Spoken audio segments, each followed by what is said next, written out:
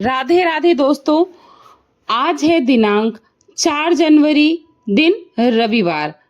माघ माह के कृष्ण पक्ष की प्रतिपदा तिथि है आज।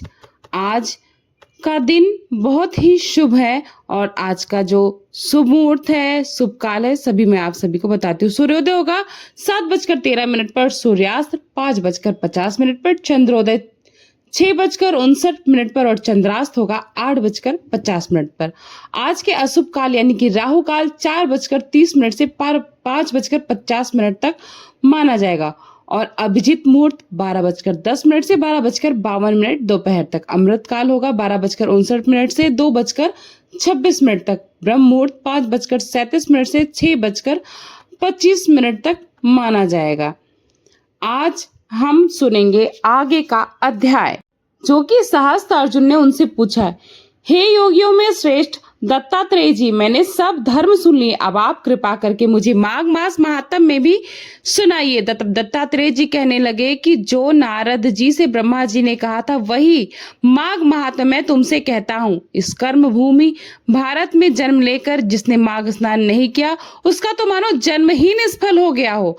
भगवान की प्रसन्नता, पापों के नाश और स्वर्ग की प्राप्ति के लिए हर हिंदू व्यक्ति को जीवन में एक बार माघ स्नान अवश्य करना चाहिए। यदि यह पुष्ट और शुद्ध माघ शरीर स्नान के बिना ही रह जाए तो इसकी रक्षा करने से भला क्या लाभ। जल में बुलबुले के समान, मक्खी जैसे तुच्छ जंतु के समान यह शरीर माघ स्नान के बिना ही मरण समान हो जाता है। विष्णु भगवान की पूजा ना करने वाला ब्राह्मण, बिना दक्षिणा के श्राद्ध वाला ब्राह्मण, रहित क्षेत्र, आचार रहित कुल, यह सब नाश के बराबर माने जाते हैं।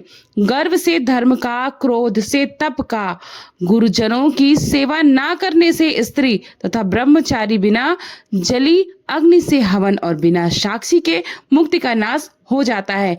जीविका के लिए कहने वाली कथा, अपने लिए ही बनाए हुए भोजन की क्रिया, शूद्र से भिक्षा लेकर किया हुआ यज्ञ तथा कंजूस का धन, यह सब नाश के कारण होते हैं।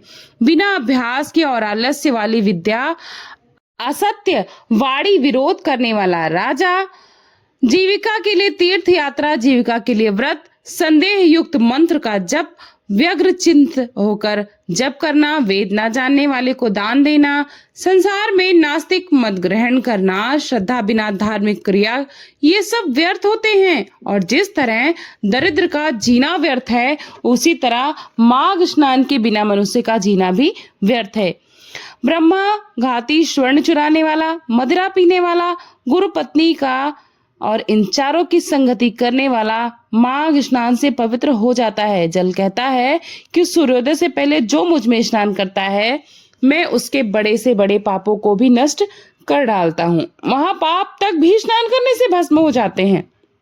माघ स्नान का जब समय आता है तब सभी पाप अपने आप नाश के भय से कांपने लगते हैं। जैसे मेघों से युक्त होकर चंद्रमा प्रकाश करता है ना, वैसे ही श्रेष्ठ मनुष्य भी माघ में स्नान करके प्रकाशमान हो जाते हैं। काया वाचा मनसा से किए हुए छोटे या बड़े, नए या पुराने, सभी पाप स्नान करने से ही नष्ट हो जाते हैं। आलस्य में बिना जाने जो पाप किए हो वो भी नाश को प्राप्त होते हैं। जिस तरह जन्म जन्मांतर के अभ्यास से आध्यात्मिक ज्ञान की प्राप्ति होती है, ठीक उसी तरह जन्मांतर अभ्यास से ही माघ स्नान में मनुष्य की रुचि हो जाती है।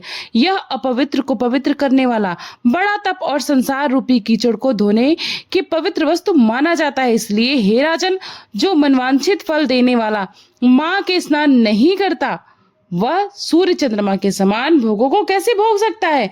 दत्तात्रेय जी कहते हैं, हे राजन, एक प्राचीन इतिहास कहता हूँ, बहुत ध्यान पूर्वक सुनना। भृगु वंश में ऋषिका नाम की एक ब्राह्मणी थी जो बाल्यकाल में ही विधवा हो गई थी।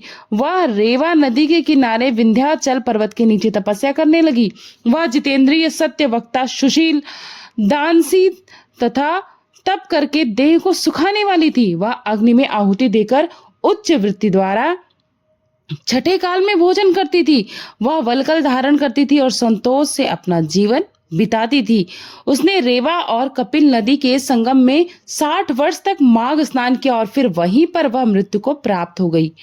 माघ मास के स्नान से के फल से वह दिव्य 4000 वर्ष तक विष्णु लोक में वास करके सुंद और निशुंद नाम के दानवों का उपसंहार करने के लिए उत्पन्न हुई और उसका रूप तिलोत्तमा नाम की अप्सरा के रूप में ब्रह्मलोक में उत्पन्न हुई, जिसे ब्रह्मा जी द्वारा रचित किया गया था। वह अत्यंत रूपवती और गान विद्या में निपुण, अति निपुण तथा मुकुट कुंडल से शोभायमान थी। उसका रूप यौवन सौंदर्य देकर ब्रह्मा जी ने जो किया था, वो तिलोत्तमा रेवा नदी के पवित्र जल में स्नान करके वन में बैठी हुई थी। तभी सुंद और निशुंद नाम के दोनों राक्षस उस सुंदर स्त्री को देखकर अपने राजा सुंद और निशुंद से जाकर उसका वर्णन किया। सैनिकों ने उन दैत्यों से कहा कि महाराज, ऐसी परम सुंदरी जो कि कामदेव को भी लज्जित करती हो, हमने कभी देखी ही नहीं, आप भी चलकर देखिए।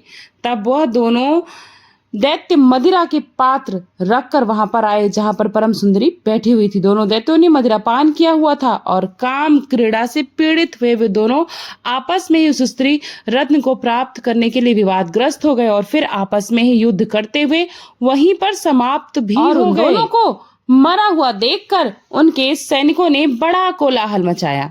तब तिलोत्तमा कालरात्रि के समान उनको पर्वत से गिराती हुई 10 दिशाओं में को प्रकाशमान करती हुई आकाश में चली गई और देव कार्य सिद्ध करके श्री ब्रह्मा जी के सामने आई, क्योंकि ब्रह्मा जी ने उसे रचित किया था। ब्रह्मा जी ने बड़ी प्रसन्नता से कहा, हे देवी चंद्रवर्णी, मैंने तुमको सूर्य के रथ पर स्थान दिया। जब तक आकाश में सूर्य स्थित है, नाना प्रकार के भोगों को इस प्रकार से हे राजन ब्राह्मणी वह अभी भी सूर्य के रथ पर माघ स्नान करके उत्तम भोगों को भोग रही हैं। इसलिए श्रद्धावान पुरुषों को, स्त्रियों को उत्तम गति पाने के लिए यत्न के साथ साथ माघ मास में विधि पूर्वक स्नान भी करना चाहिए। दत्तात्रेय जी कहते हैं, हे राजन, अब मैं तुम्हें एक और पौराणिक कथा सुनाता हूँ, ध्यान पूर्वक सुनो। पूर्व काल में सतयुग के उत्तम निषेध नामक नगर में हेमकुंडल नाम वाला एक धनी वैश्य, जो कि कुबेर की तरह था, वो रहा करता था। बहुत ही कुलीन, अच्छे काम करने वाला, देवता अग्नि और ब्राह्मणों की पूजा करने वाला, खेती किसानी का काम किया करता था। वह गाय, घोड़े, भैंस आदि का पालन भी करता था, जिस कारण वह गायों और भैंसों से मिलने वाले दूध, दही, छाछ, गोबर, घास, गुड़, चीनी इत्यादि को बाजार में जाकर बेचता भी था। और इस तरह से उस वैश्य ने सामान बेचकर बहुत सारा धन इकट्ठा कर लिया था। धीरे धीरे वह वैश्य बूढ़ा होने लगा। जब इतना बूढ़ा हो गया कि उसे यह एहसास होने लगा कि अब उसकी मृत्यु बहुत निकट है, तब वह धार्मिक कार्य करने लगा। भगवान श्री हरि का एक विशाल मंदिर भी बनवाया। कुएं, तालाब, बावड़ी और बहुत सारे फलदार और छायादार वृक्ष और बाग बगीचे भी लगवाए। यहाँ तक कि वह सूर्योदय से लेकर सूर्यास्त तक दान किया करता था। गांव के चारों तरफ उसने जल की प्याऊ लगवाई और अपने पूरे जन्म के जितने भी पाप कर्म किए थे उन सभी का प्रायश्चित करने के लिए वह महान पुण्य कर्म करने लगा। और उसके 2 पुत्र उत्पन्न हुए, जिनका नाम उसने कुंडल और विकुल रख दिया।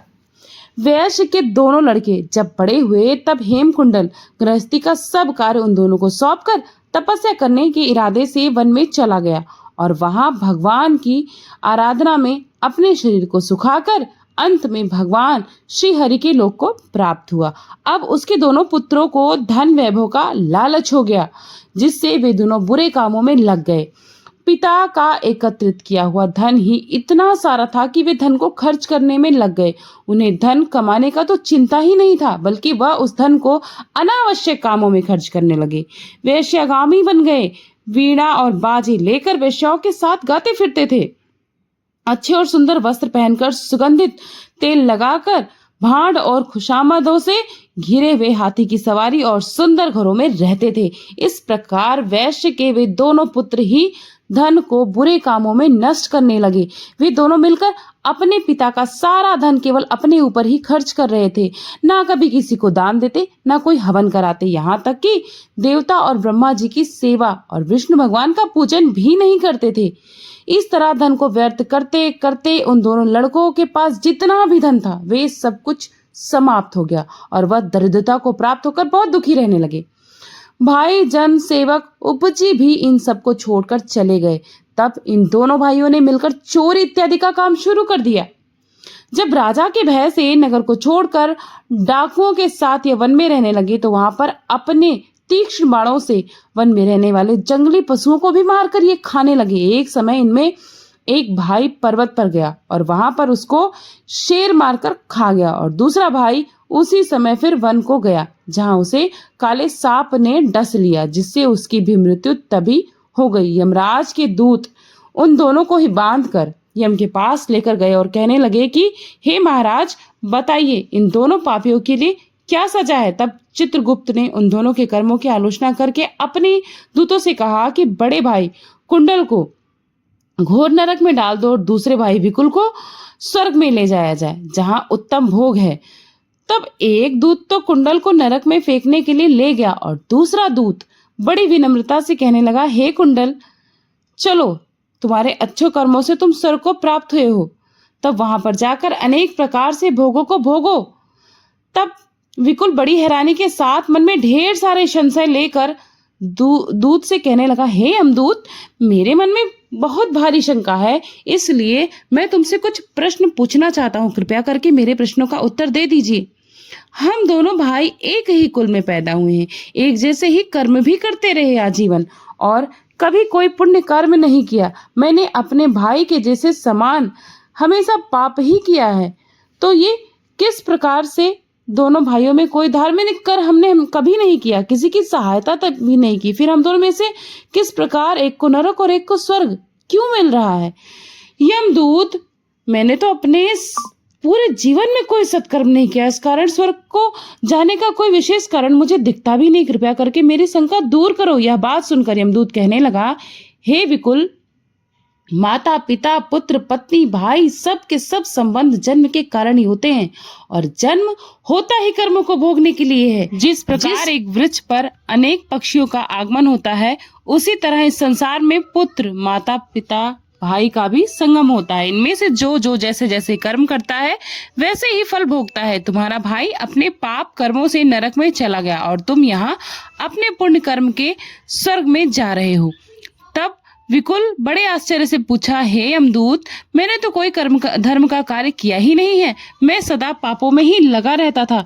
मैं अपने भाई के पुण्य कर्म को नहीं जानता और अपने भी पुण्य कर्म को जानता तक नहीं हूँ। यदि कृपा करके आप मेरे पुण्य कर्म को जानते हो तो मुझे भी बताइए।